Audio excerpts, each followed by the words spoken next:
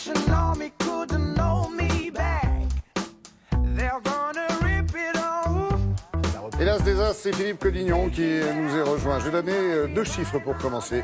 Vous êtes 77% de Français à faire régulièrement des petits travaux de bricolage et près de 300 000 à atterrir aux urgences à cause de petits ou de gros bobos, bref, souvent de maladresse quand même. Et pour éviter ça, il faut être bien outillé, comme dit l'autre, Philippe. Il faut être bien équipé et avoir les bons outils, justement, pour bien commencer 2018. Voilà la trousse à outils idéale pour faire tout à la maison, sans se blesser. Parce qu'il y a parfois des outils, vous savez, vous avez souvent des produits d'appel dans les grandes surfaces, 153 outils pour 9 €. Là, il faut quand même se poser une question parce que vous avez souvent les outils, cette fois-ci, qui vont vous blesser directement plutôt que l'action de bricoler. On serre la pince, il y a l'écrou qui... Voilà, ou alors vous serrez le tournevis, vous l'avez en plein milieu de la main. Donc ça, c'est vrai qu'il y a beaucoup d'accidents dus à un mauvais choix d'outils et surtout à des outils de basse qualité. Aujourd'hui, on a des outils performants qui sont pas très très chers, qui sont ergonomiques, qui sont légers et qui s'adaptent aussi au public féminin parce que ce sont les femmes qui bricolent le plus que les mecs. Eh ben oui, ce sont les femmes qui bricolent et elles ont vraiment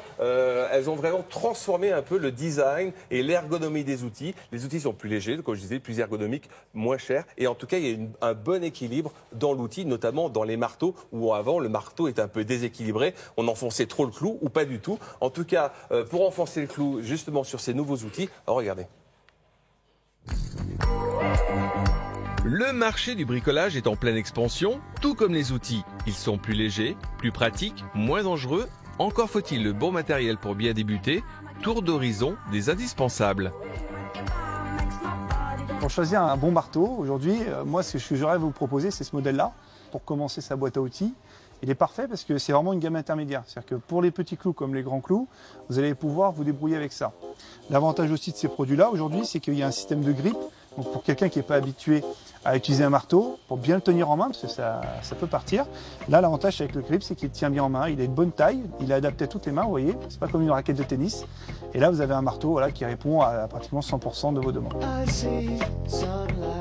Aujourd'hui, il y a les nouveaux mètres avec le système d'aimant au bout, justement pour pouvoir mesurer seul et pouvoir se connecter directement sur un profil en métal. Avant, on avait le tournevis cruciforme, plat, torx. Aujourd'hui, on a une innovation, c'est un nouveau produit, tournevis électrique, où tous les embouts sont intégrés directement dedans et une recharge, comme un pistolet, et vous sortez les embouts de façon mécanique. La clé à molette.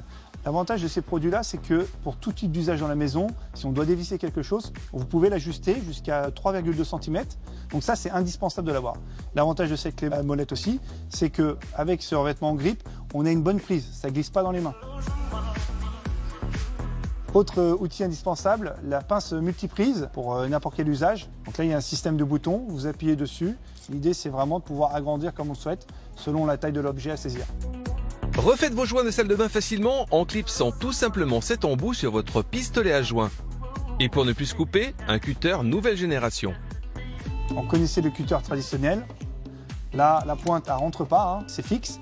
Donc ça peut être dangereux, donc il faut quand même bien l'utiliser. Et là, on a un nouveau cutter rotatif, une pression, la lame sort, vous lâchez, elle rentre, tout en sécurité. Et pour terminer, les 2 derniers outils indispensables pour votre mallette à outils, la pince coupante pour couper les câbles électriques ou n'importe quel matériau en PVC ou en métal, et la clé Allen pour réparer son vélo ou monter les meubles que vous achetez. Tout nouveau, voici la trousse du débutant, tous les outils pour ne plus se tromper et se blesser, ça tient presque dans un sac à main. Moi j'ai bien aimé le cutter rond là, on peut découper les pizzas avec, non? L'ancien cutter, le nouveau cutter, il est là. C'est vrai que la tendance c'est quand même la sécurité. Sécurité avant tout, et sécurité et praticité et légèreté. Vraiment, le cutter, celui-là, est plus léger que celui-là. On ne va pas citer de marque, mais effectivement, il y a des petits outils de précision qui servent beaucoup à la maison. Pour aller plus loin, avec cette petite mallette, vous pouvez tout faire. Poncer, percer, etc. Ça marche sur batterie. C'est une marque extraordinaire. Ça coûte un peu plus cher que la moyenne, mais avec ça, vous faites tout. Et vous vous protégez. C'est-à-dire que vous avez des petits caches pour éviter les projections dans les yeux, etc.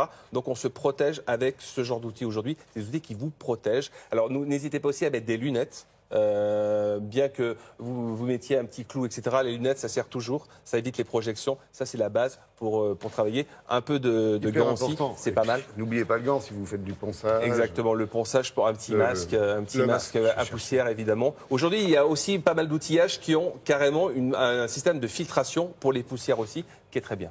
C'est génial, merci.